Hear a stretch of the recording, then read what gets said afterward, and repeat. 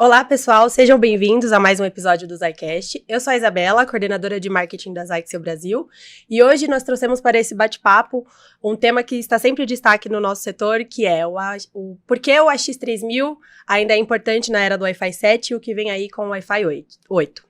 Temos a honra de receber dois convidados que já são da casa, Davi Brégola, gerente de tecnologia da MediaTek, e Renato Rossi, gerente de produtos da Zyxel. Eu vou abrir para vocês se apresentarem, vocês já são da casa, mas tem galera nova chegando aí, então acho importante vocês se apresentarem também. Claro, vai lá, Davi. Bora lá. Bom dia, pessoal. Meu nome é Davi Brégola, eu sou gerente de produto tecnologia da MediaTek, então eu cubro produtos banda larga, né, responsável por todo o território latino-americano, e espero que a gente consiga bater um papo legal aqui sobre Wi-Fi 6, Wi-Fi 7, um pouquinho de Wi-Fi 8. Bora lá. Bom, eu sou o Renato, eu sou hoje gerente de produtos da Zyxel Brasil e com o apoio do meu time a gente tenta entender quais são as demandas do mercado brasileiro, e aí como exemplo o Wi-Fi, e traduzir isso em produtos para o nosso mercado.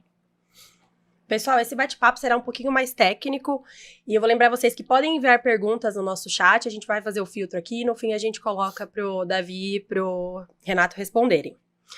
Vamos começar falando sobre o AX3000. Eu gostaria de saber de vocês, né, o AX3000, ele traz coisas significativas, melhoras significativas em referente ao Wi-Fi 5, né? E aí eu trouxe uma pergunta importante para vocês, né? Que eu queria ouvir com vocês como esses diferenciais impactam na experiência do usuário e também nos resultados para provedores de internet. Especialmente quando, né, estamos comparando o Wi-Fi 6 com o Wi-Fi 5. Legal. Eu vou começar, Davi, daí a gente vai explorar Maravilha. Os padrões que o Wi-Fi 6 trouxe, o que ele tem de melhoria em relação ao Wi-Fi 5, e até talvez explicar, né, por que a gente trouxe essa discussão no formato desse podcast, porque assim, a gente já veio falando nos últimos episódios de Wi-Fi 7, a gente explorou bastante esse tema, especialmente nos dois últimos, mas o Wi-Fi 6 está aqui, é a tecnologia dominante, ele ainda vai ter uma vida muito longa, né, a gente ainda espera ter produtos Wi-Fi 6 no nosso portfólio por mais alguns anos.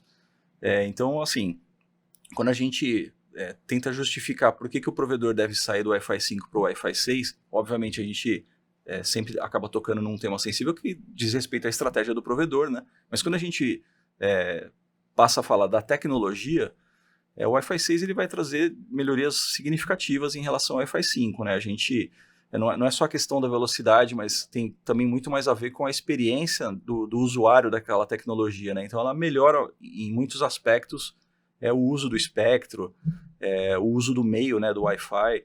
Ele vai me permitir admitir mais conexões simultâneas com qualidade superior, né? Então a gente muitas vezes faz uma comparação muito simplificada ou rasa, né? Velocidade versus velocidade. Se você colocar um roteador Wi-Fi 5 a pouca distância com um celular mediano num plano de 500 mega, a sensação que o cara vai ter de repente é que a velocidade é igual, não preciso trocar, né? Mas tem muito mais por trás disso. E um dos destaques, por exemplo, né, a gente hoje nos produtos da Zyxel, trazendo para o nosso portfólio, a gente tem no 5 GHz a quinta antena, né, que melhora muitíssimo a experiência, melhora a cobertura. E aí tinha tudo a ver a gente trazer o Davi para falar disso, porque é um produto equipado com o chipset da MediaTek, né? Então vamos explorar um pouquinho essa questão do Wi-Fi 6 dentro desse produto que a gente tem, né? E quais são os ganhos que o provedor tem, o que ele vai usufruir quando ele trocar do Wi-Fi 5 para o Wi-Fi 6. Bem comentado, Renato. Sim, existe um gap grande aí, né, em termos de avanço de tecnologia. Então, o Wi-Fi 6, a gente percebe claramente melhor throughput, menor latência, principalmente para quem precisa jogar, né, online. A densidade de usuários, né, que está conectado numa mesma rede é significativa. Então, tem técnicas de modulação, de multiplexação, que a tecnologia Wi-Fi 6 trouxe para o mercado, que permite entregar essa melhor qualidade, user experience, né? Melhor experiência de usuário.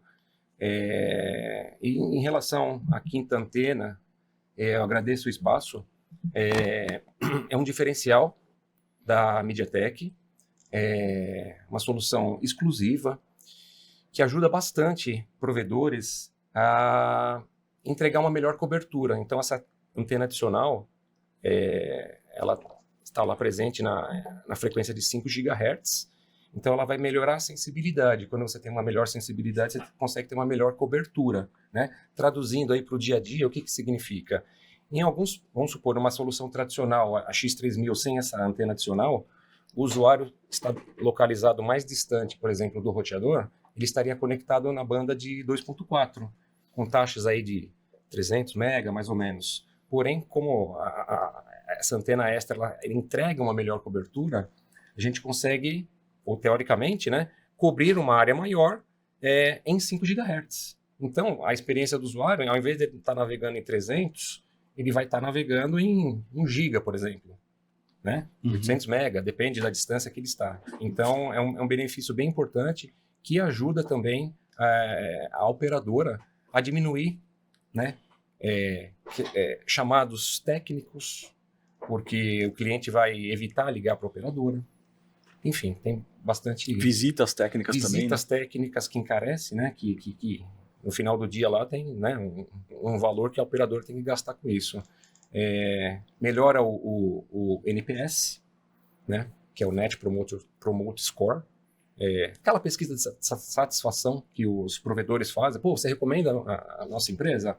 Então, temos índices que provedores e operadoras, né, utilizando produtos com essa antena adicional, eles têm um NPS, né, um score mais alto.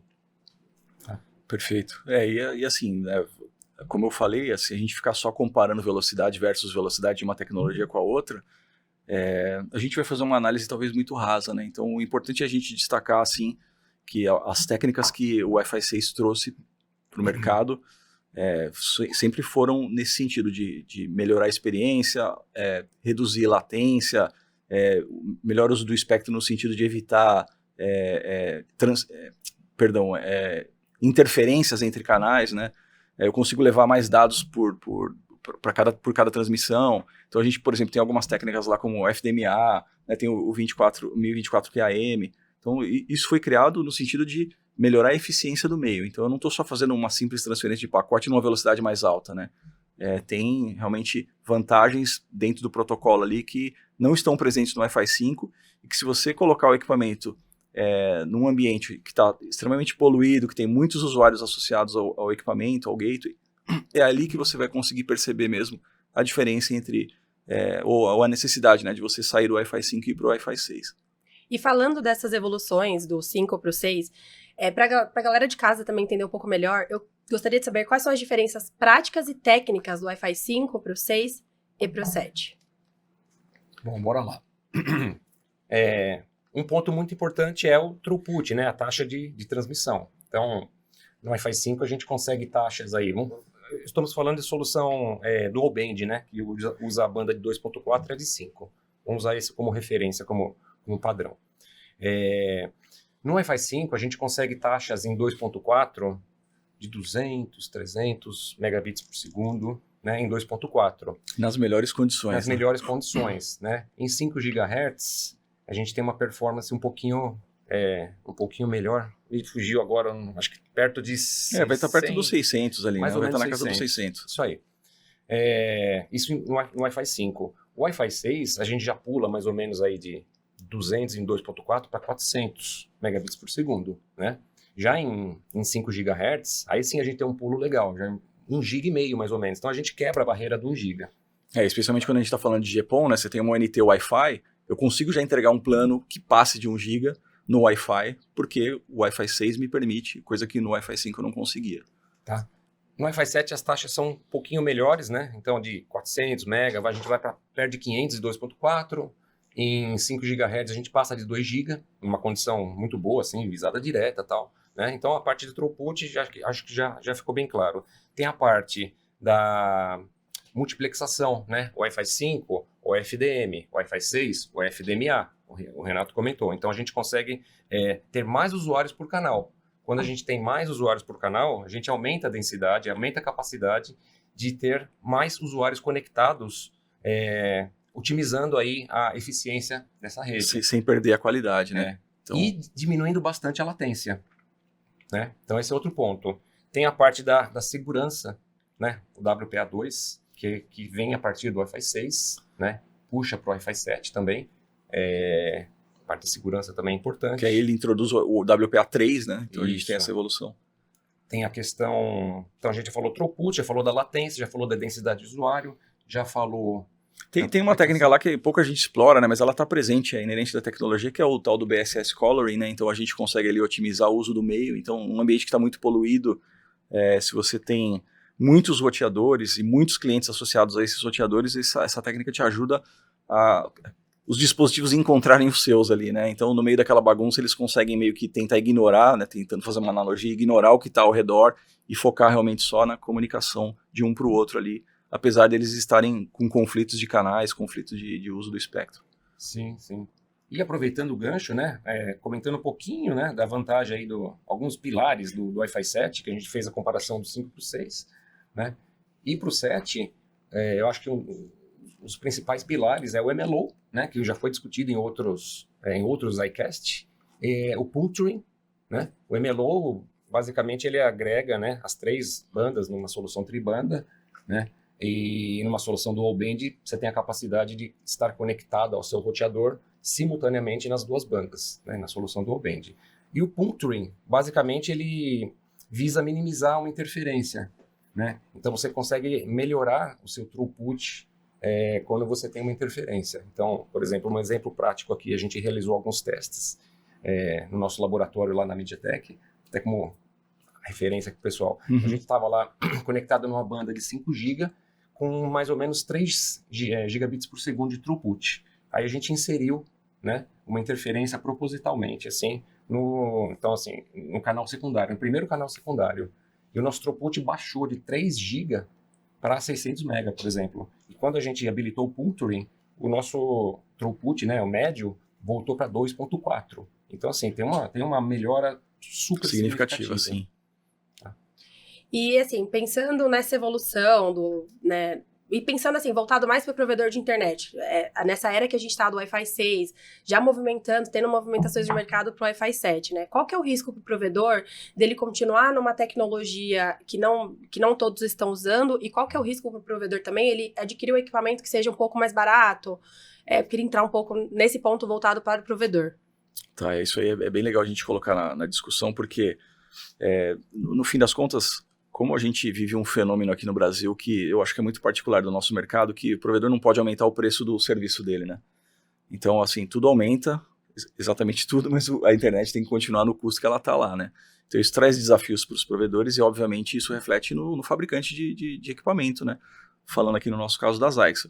Então, assim, em algum momento, existe um movimento do mercado em tentar baratear a solução que está lá vigente. Então, a gente está falando de AX3000, hoje eu considero que o AX3000 é a tecnologia dominante no mercado de provedores, né? É o queridinho, né? É o queridinho, e tem muita gente tentando trazer versões mais baratas desse AX3000 para o mercado, né? Então, acho que essa pergunta tem muito a ver com isso, né? Qual que é a desvantagem de um provedor, de repente, seguir nessa direção de adotar uma solução mais barata, ainda que ela continue sendo um AX3000, né? No fim das contas, assim, a gente já chegou a ver, por exemplo, redução no número de antenas.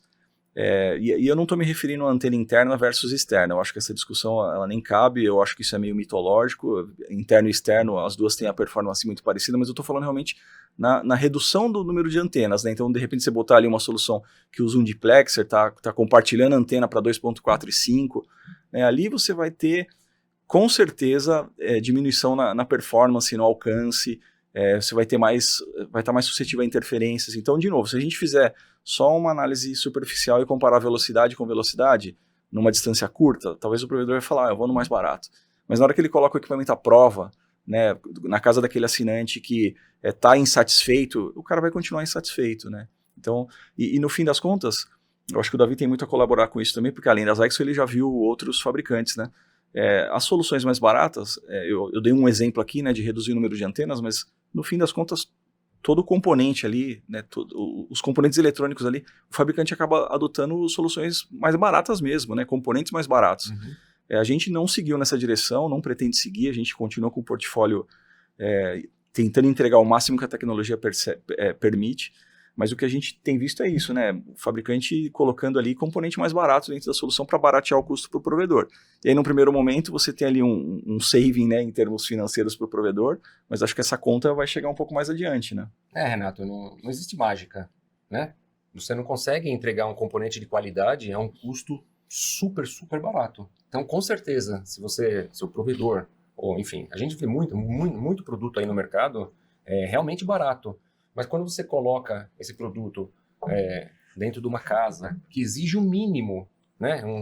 Sei lá, uma transmissão de um conteúdo, de uma videoconferência, por exemplo, né? Ou mais usuários conectados, é nítido, isso é perceptível. Então você vai ter problemas de performance, você pode ter problemas de superaquecimento, então ele vai esquentar demais o seu GPON lá, o seu roteador, ele vai esquentar bastante. Quando esquenta, o que acontece? Você reduz a vida útil. Tá? Então, aquele barato sai caro. Então, você reduz a vida útil, você tem problemas de performance. Então, às vezes, o processador, a CPU, ela precisava processar algum pacote, por exemplo, de um mesh. Ele não vai processar, então vai dar problema, vai ficar aquela rede mais lenta.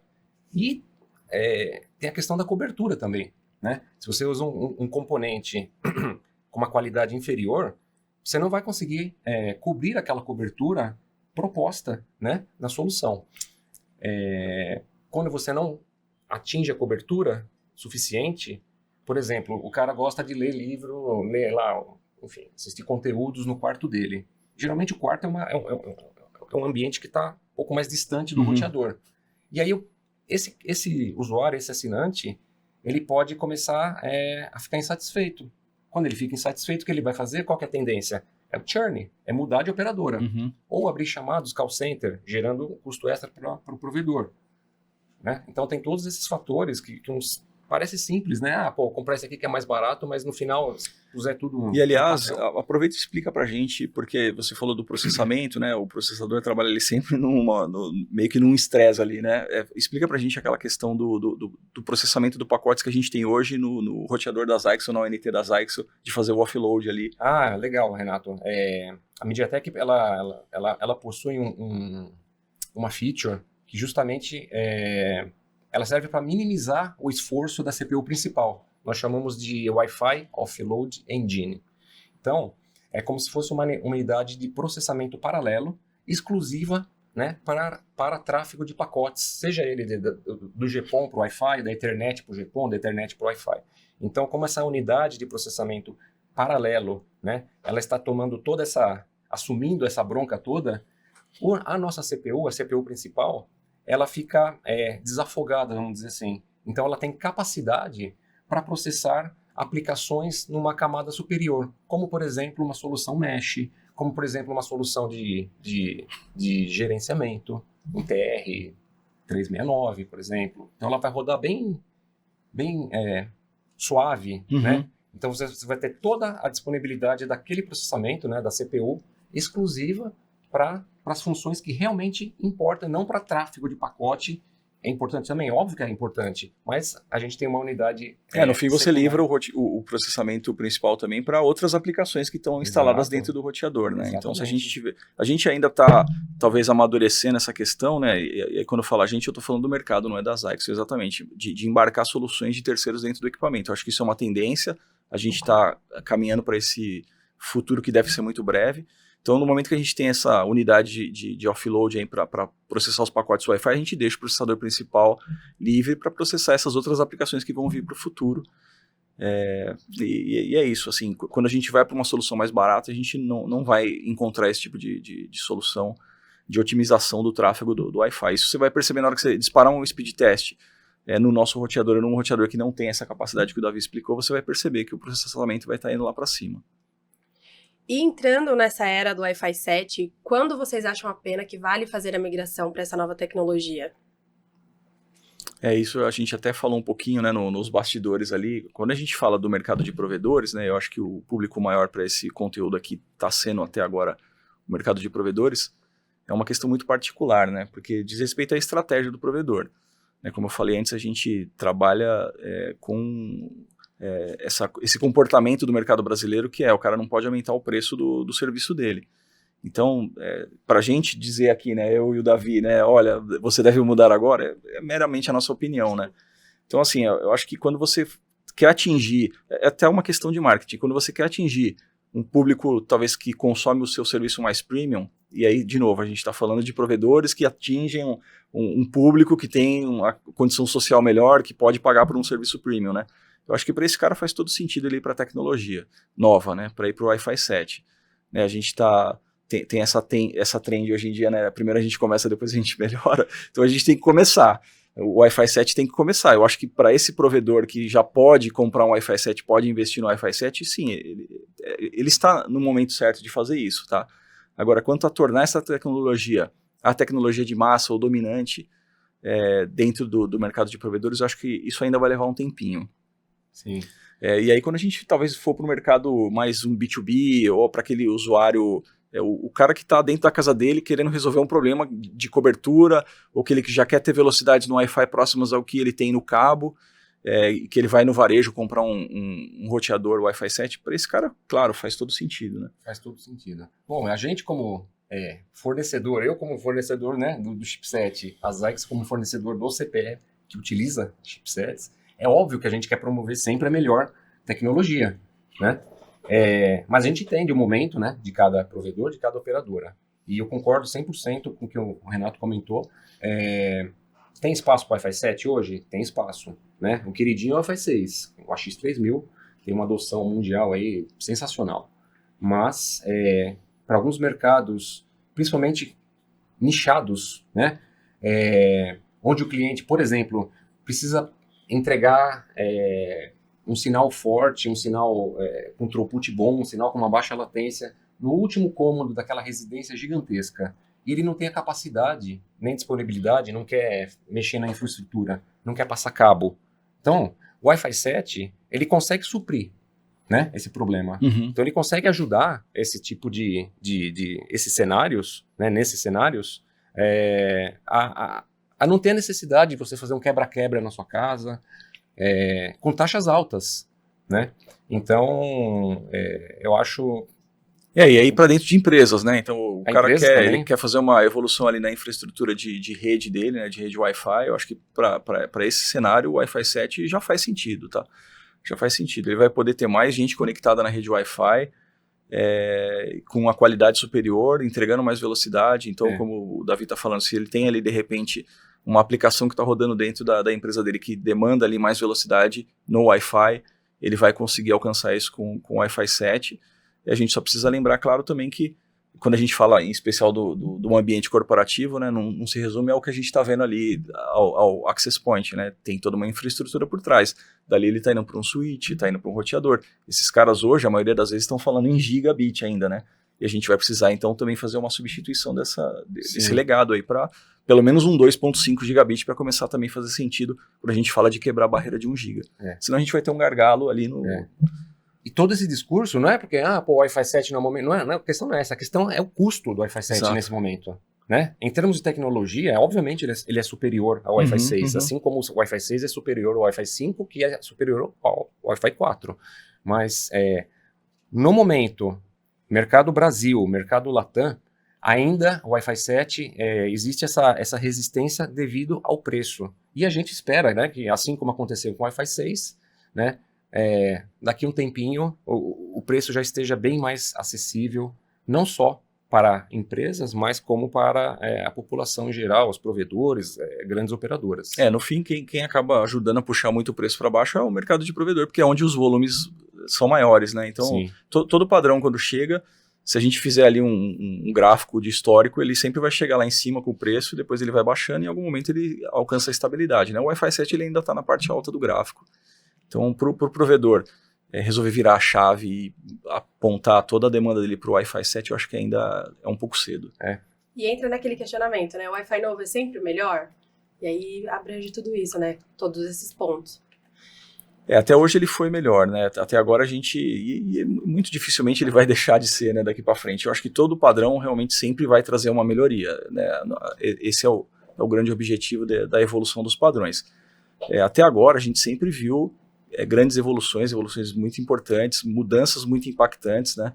a maior percepção, no geral, é sempre em cima da velocidade, e até agora a gente sempre teve ali um salto em termos de velocidade muito grande. Então, se a gente for para a história mais recente, né, começando ali do Wi-Fi 4, não vamos tão para trás assim, se a gente começar do Wi-Fi 4 até agora, a gente sempre viu saltos muito grandes na velocidade, mas além da velocidade tem tudo que a gente já falou com relação à melhoria da experiência. Então, eu estou aumentando a velocidade, mas eu também estou baixando a latência, estou admitindo mais usuários conectados por ponto de acesso, né, estou usando melhor aquele meio que está à disposição. Né, a gente está vendo a chegada aí de uma nova frequência, né, ela chegou timidamente com o Wi-Fi 6, que é o 6 GHz.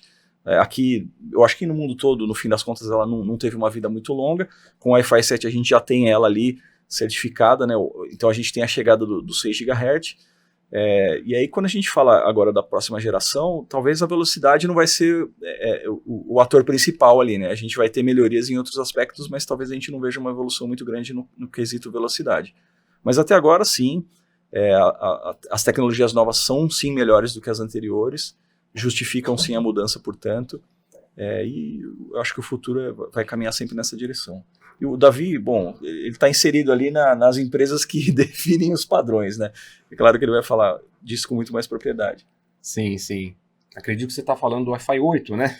No fim das contas, assim, de tudo, né? Você viu a evolução do Wi-Fi do ponto de vista do chipset, né? Então você conseguiu ter essa percepção até com mais clareza, com questões técnicas ali mais embasadas. A gente está na parte da cadeia lá em cima, né? Na parte superior da cadeia, né? Que fornece para todo o mercado de fabricantes, e aí os fabricantes fornecem para provedores e operadoras que chegam nos clientes. Então a gente está sempre pensando, trabalhando 3, 4, 5, 10 anos para frente. Está entregando a tecnologia atual e já está trabalhando no futuro. Porque, vamos supor, um chip que eu consiga te entregar hoje, ele foi planejado há muitos anos, né?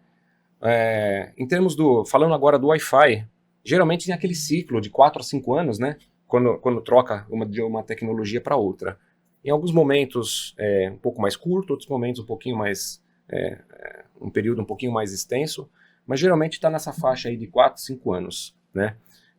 Quando a gente começou a trabalhar no desenvolvimento do Wi-Fi 7, foi quando o Wi-Fi 6 estava chegando aqui, ou estava pensando em chegar, né? E a tendência, o ciclo se repete, o ciclo se repete. Então, o Wi-Fi 7 está chegando ao mercado, a MediaTek já começou a trabalhar no desenvolvimento da tecnologia Wi-Fi 8, isso já tem mais de ano, 2 anos mais ou menos, né? Então, existe ainda bastante trabalho pela frente, existe uma previsão do Wi-Fi 8 chegar no mercado brasileiro, no mercado mundial, vamos dizer, 2028 é o que o mercado espera. Tá? É quando talvez o padrão lá no Wi-Fi Alliance vai ser publicado. Exatamente. E vai permitir aos fabricantes que coloquem o selinho do Wi-Fi 8 no produto. Isso, exatamente.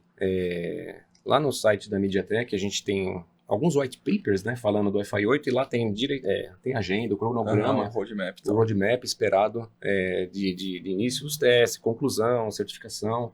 Então, mas a previsão é perto de 2028. E era isso que eu ia entrar, né? A gente tá entrando no 7 e já assistimos o 8. E aí eu queria saber a opinião de vocês mesmo, como Zyxel e como MediaTek, né? O que vocês têm de opinião sobre o futuro da tecnologia? O que vem com o Wi-Fi 8? O que vocês pensam sobre isso? Legal. Assim, eu vou deixar para que o Davi explique, talvez, nas questões técnicas, o que o Wi-Fi 8 vai trazer para a gente, tá? Falando em nome da Zyxel. A gente desenvolve nossos produtos em parceria com os fabricantes de chipset, né? A gente tem uma parceria muito sólida com a MediaTek. Hoje o portfólio AX3000 que nós temos à disposição dos provedores, ele é todo baseado em MediaTek. Então, assim, inevitavelmente a gente tem que esperar a tecnologia surgir lá de dentro do fabricante do chipset, para que a gente possa, então, definir qual vai ser o design do nosso produto, né? Não só capacidade de técnica, mas até nas interfaces físicas, né? O que ele vai disponibilizar para o usuário. Isso tudo vai ser definido ali no chipset. Então, a gente, obviamente, está acompanhando, né?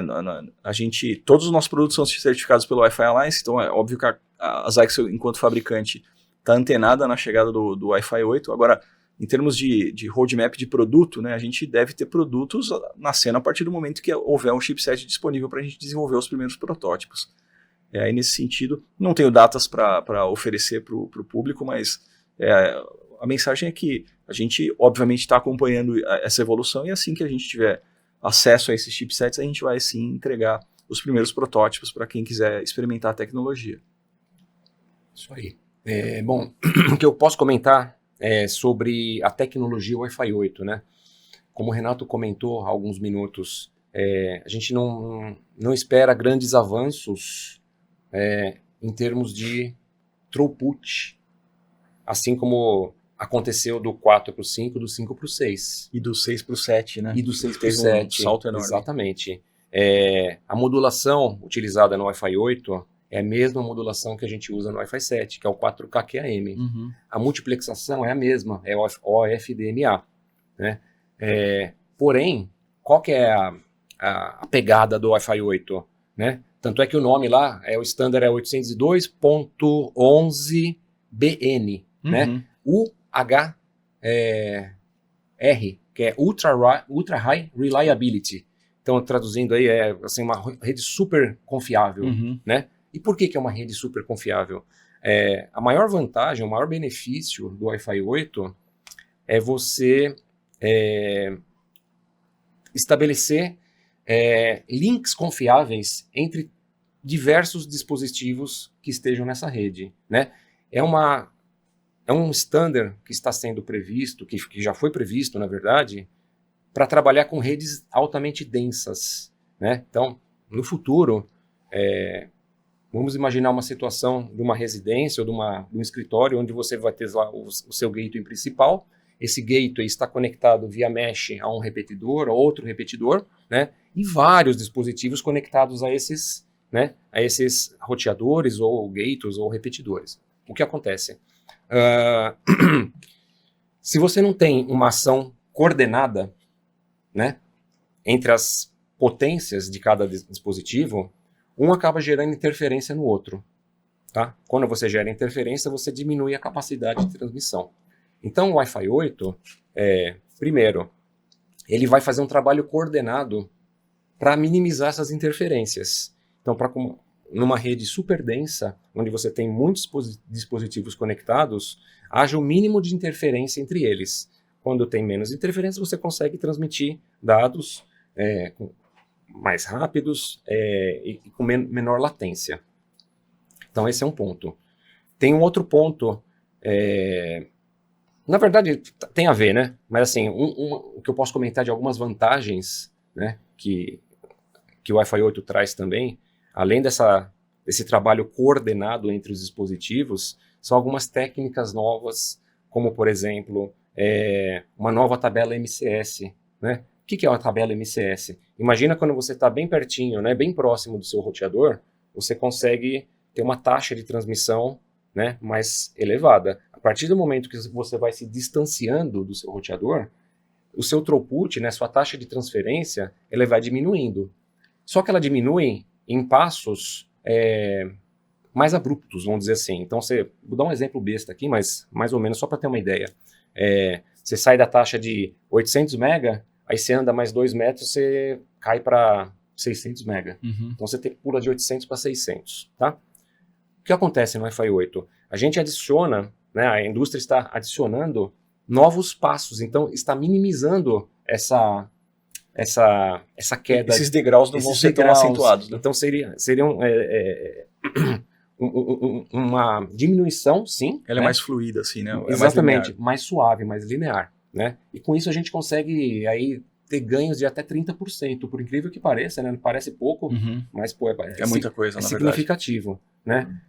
Enfim. A gente tem melhoras, acho que no MLO também, né? Importantes ali. Sim. Em especial do lado do cliente, né? Porque a gente, quando fala de MLO, eu pessoalmente tenho essa coisa ainda, não vimos funcionando em tantos casos de uso assim, né? Mas a gente tem algumas maneiras de implementar ele, né? A gente pode tanto estar aumentando a banda, quanto estar simplesmente reduzindo a latência e não necessariamente aumentando a banda, né? Sim. E eu acho que o Wi-Fi 8 também vai trabalhar o MLO nesse sentido, né? De equalizar melhor o funcionamento dele, definir melhor como é que ele vai ser aplicado. Exatamente. Assim, tem bastante coisa que a gente está desenvolvendo, que o mercado, na indústria, né, está trabalhando.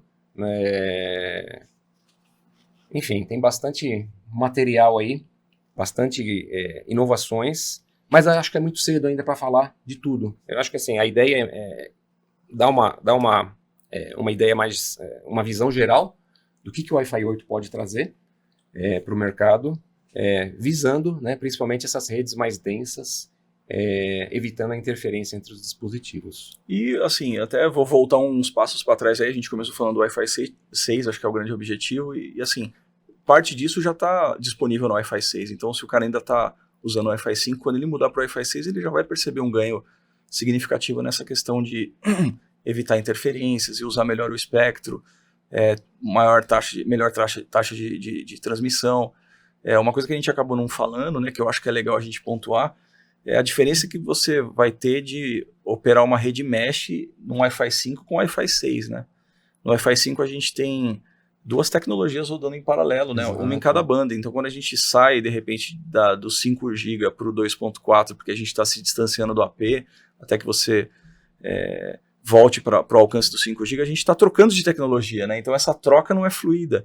Em alguns equipamentos, inclusive, o usuário acaba percebendo uma queda de conexão, né? Uma reconexão ali no meio do caminho. E quando a gente opera essa rede mesh em Wi-Fi 6, a gente está todo mundo, né? O 2.4 e o 5 está todo mundo falando AX. É no mesmo padrão, está dentro do mesmo padrão. Então, assim, esse roaming que existe entre os APs e entre as frequências, ela é muito mais fluida do que no Wi-Fi 5. Então, de novo, né? Vou ser repetitivo, mas se a gente ficar insistindo em só comparar a velocidade, talvez a gente não perceba quando é a hora de trocar. Se você levar outros aspectos em consideração, você já vai entender que sim, é necessário fazer a troca em nome de um serviço melhor, né, que está sendo entregue para o seu assinante. E realmente, Renato, tem um paradigma, né, que o Wi-Fi 6 quebrou, né, que é a entrega de 1 GB, que até o Wi-Fi 5 era impossível entregar 1 GB no ar, né? A gente chegou com a banda de 160 MHz, né? A banda de 160, o canal lá de 160 MHz permite taxas, cara, eu já vi testes chegando a 1.8, numa condição muito boa, assim, cara a cara, tal. Mas se você coloca no dia a dia, numa residência tradicional, tamanho... Tem testes aí que eu acho que a gente chegou a 1.7, assim, com o cara fazendo, e não era num ambiente de teste isolado e tal, era o cara com o celular. E se você procurar vídeo disso com o equipamento das Alexa, você com certeza vai achar. A gente chegou a 1.6, 1.7 na nossa ONT. Sim, então não é marketing, não é promessa, não é promessa. Não é exatamente. Então, assim, realmente ela tem uma tecnologia que entrega, né? Então ela acaba quebrando essa questão. Pô, serviço de 1 GB, serviço de... Enfim, é possível entregar para o cliente um serviço de qualidade, com uma latência super baixa, muito melhor. Posso fazer um comparativo aqui? Claro. Do Wi-Fi 5 para o 6, do 6 para o 7. Em termos de throughput, a gente já comentou. Em termos de latência, eu acabei não comentando, mas a redução da latência do Wi-Fi 5 para o 6 é mais ou menos 70%. 70% e 75%. E do 6 para o 7 também. Pode chegar até 80%, dependendo do número de usuários conectados, né? Se você tem poucos usuários, você vai ter uma latência muito menor, né? Se você tem mais usuários, a sua latência tende a ser um pouquinho maior, mas mesmo assim é melhor, né? Superior não, ela é uma latência melhor, né, do que no Wi-Fi 6. Né? Então tem essa evolução. Mas a da Wi-Fi 6 já é sensacional. Para quem está fazendo... mas quando a gente fala, né, que ainda não decidiu pela troca, né? A hora que ele decidir, ele vai entender. Sim, sim. E a gente tem... Cara, depois eu vou até ver se eu consigo compartilhar alguns vídeos para vocês.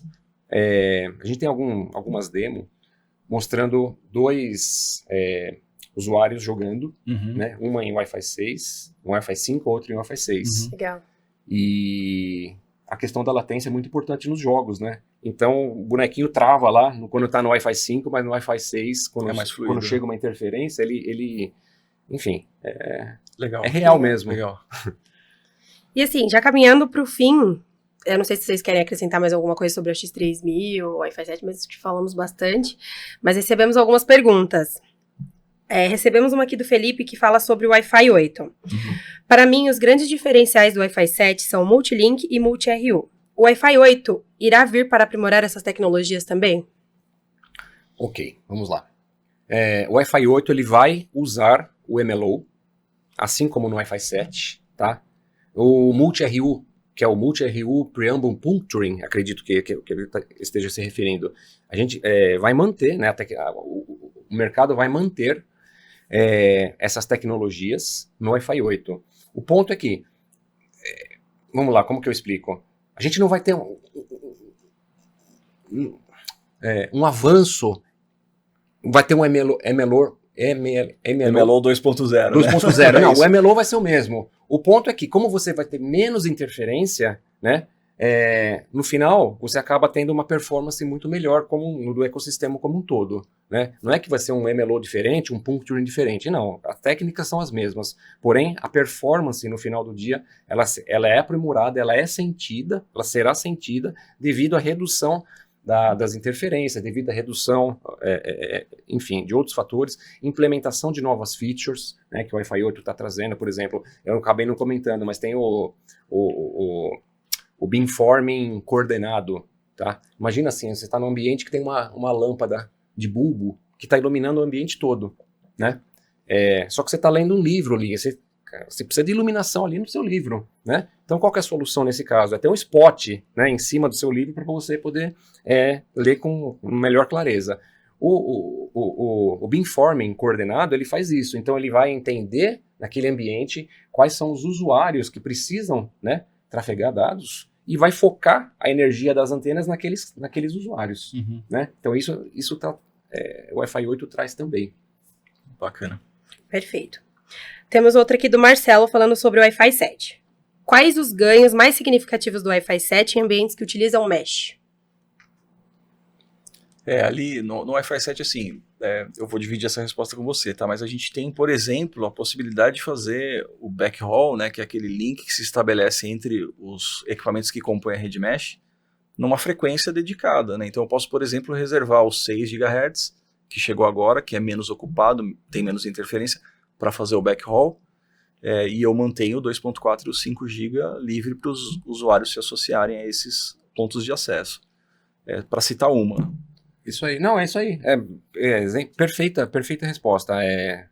O Access Point, ele consegue, né? Ele tem essa inteligência de escolher o melhor link para backhaul e usa, né, as outras duas bandas, no caso 2.4 e 5, inclusive podendo até fazer um MLO, né? Para agregar não só o que a gente chama de peak throughput, né, que é quando você tem um throughput de pico, que são throughputs super altos, que você consegue agregar as duas bandas. E outro ponto é a minimização de interferência. Então, você não minimiza a interferência, você minimiza o efeito que a interferência causa no seu ecossistema. Né? Então, se você tem uma interferência muito forte, por exemplo, em 5 GHz, ele acaba chaveando para o 2.4. Né? E você não percebe, por exemplo, você está vendo o vídeo, você não vai ver aquele vídeo craquelado, por exemplo. Né?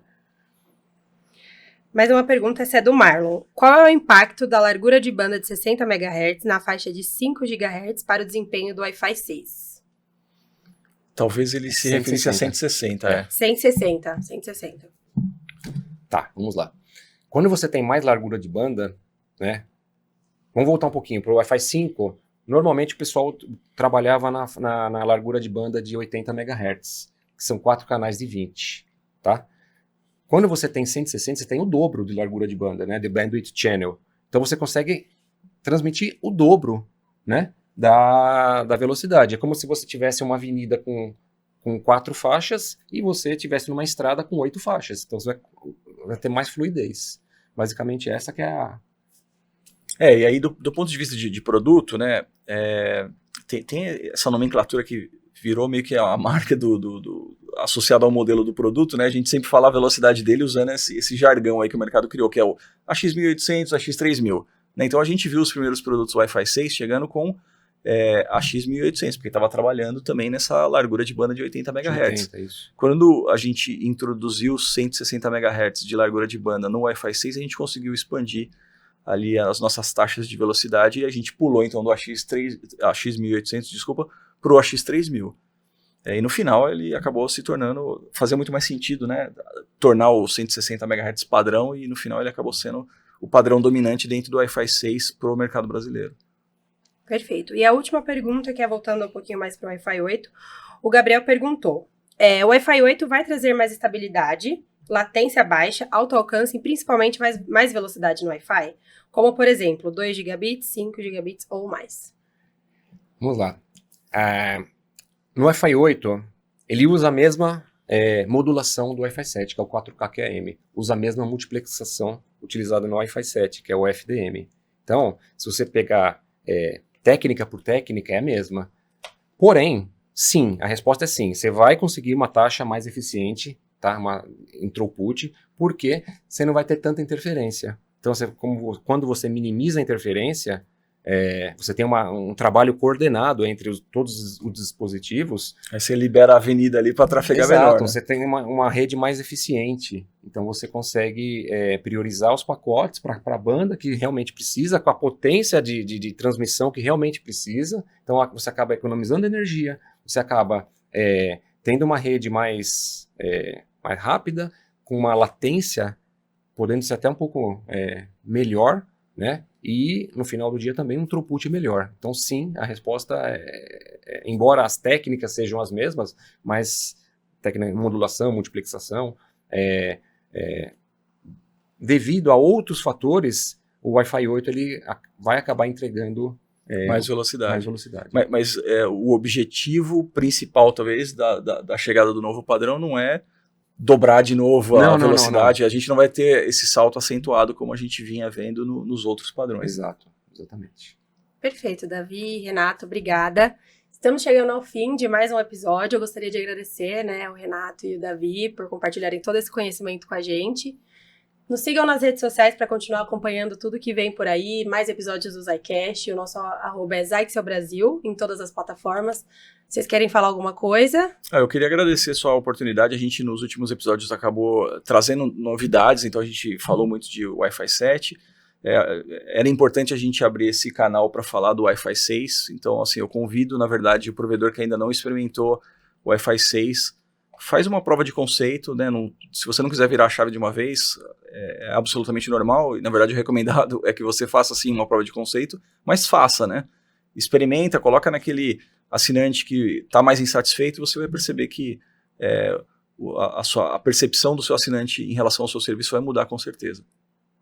Ok. Bom, eu gostaria de agradecer principalmente ao time da Zyxel aqui pelo convite e poder compartilhar um pouquinho do conhecimento com os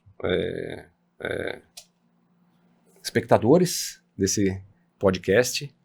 E fico à disposição aí ao time da Zyxel para tirar qualquer dúvida, que acredito que vai chegar mais dúvida, né? Então, estamos à disposição e muito obrigado pelo espaço. Perfeito. Obrigada, Valeu, pessoal. gente. Até a próxima. Obrigado.